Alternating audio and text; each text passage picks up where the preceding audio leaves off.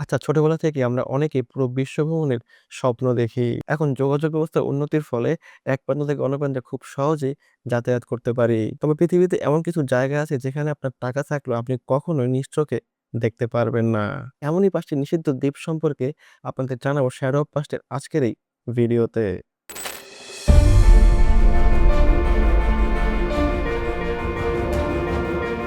ব্রাজিলের Sao Paulo শহর থেকে প্রায় ৩৩ কিলোমিটার দূরে অবস্থিত এই দ্বীপটি প্রায় ১১,০০০ বছর আগে সমুদ্রপৃষ্ঠের উত্তানে ব্রাজিলের মূল ভূভাগ থেকে দূরে একে এক দ্বীপে পরিণত করে।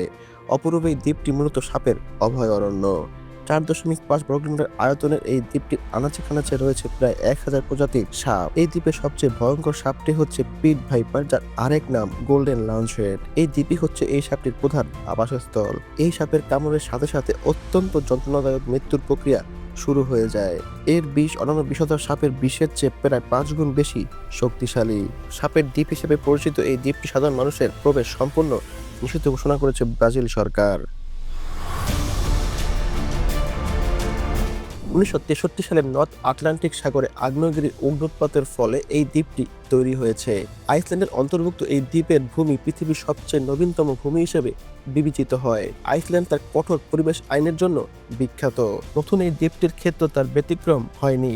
সার্সি দ্বীপের আয়তন 1.3 কিলোমিটার। নবগঠিত এই দ্বীপ জীববৈচিত্র্য ও প্রাকৃতিক বাস্তু সংস্কারের প্রাকৃতিক গবেষণাগার। এখানে সাধারণ মানুষের প্রবেশ সম্পূর্ণ নিষিদ্ধ। শুধুমাত্র কিছু বিজ্ঞানীদের প্রবেশ করার অনুমতি আছে।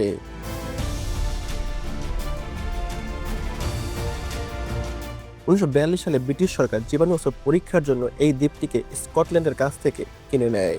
সাইবেরিয়ান প্লেগ রোগের একটি পরীক্ষা চালানোর সময় পুরো দ্বীপটিতে এক ধরনের অ্যানথ্রাক্স রোগের জীবাণু ছড়িয়ে পড়ে। ফলে দ্বীপের প্রায় ৯৫% প্রাণী মারা যায়।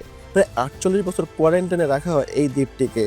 ১৯৮০ সাল পর্যন্ত গুইনার দ্বীপ পৃথিবীর সবচেয়ে ঝুঁকিপূর্ণ স্থানগুলোর তালিকায় শীর্ষে ছিল।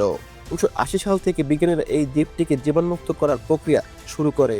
১৯৯০ সালে এই দ্বীপটিকে ব্রিটিশ সরকার নিরাপদ ঘোষণা করলেও এখন পর্যন্ত কেউ এই দ্বীপটিতে ভ্রমণে যায়নি। গবেষকদের ধারণা, গুইনার দ্বীপে সাইবেরিয়ান প্লেগ রোগের জীবাণু এখনও ছড়িয়ে রয়েছে।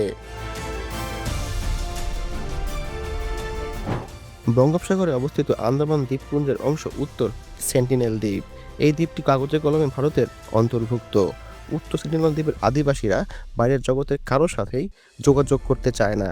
বিজ্ঞানীদের মতে দ্বীপটির বাসিন্দারা প্রায় ৬০,০০০ বছর ধরে অন্য সকল সভ্যতা থেকে বিচ্ছিন্ন রয়েছে। এই দ্বীপের বাইরের কেউ প্রবেশ করতে গেলেই সেন্টিনেলবাসী তীর বল্লম ছুড়ে নিজেদের আত্মরক্ষা করে বাইরের পৃথিবী থেকে। ভারত সরকার এই দ্বীপে সাধারণ মানুষের প্রবেশ সম্পূর্ণ নিষিদ্ধ ঘোষণা করেছে। ইতালির ভেনিস শহরে এই দ্বীপটি পর্যটকের জন্য সম্পূর্ণ নিষিদ্ধ। বলতে গেলে এই দ্বীপের ইতিহাস খুবই করুণ। ১৬ শতকের প্লেগ মহামারীর সময় ভেনিসে অসংখ্য প্লেগ আক্রান্ত রোগীকে এই দ্বীপে নির্বাসনে পাঠানো হয় এবং এসব রোগীদের একসাথে করে আগুনে পুড়িয়ে ফেলা হতো, যাতে করে তাদের রোগ অন্যদের মধ্যে ছড়িয়ে পড়তে না পারে। এই দ্বীপটি তখন থেকে গেটস অফ হেল বা নরকের দরজা নামে পরিচিত। আর তখন থেকেই মূলত এই দ্বীপে কেউ যেতে চায় না। স্থানীয় জেলেরাও কখনো এই দ্বীপে পা বাড়ায় না। এমনকি এই দ্বীপে যাওয়ার জন্য কোনো নৌকাও পাওয়া যায় না।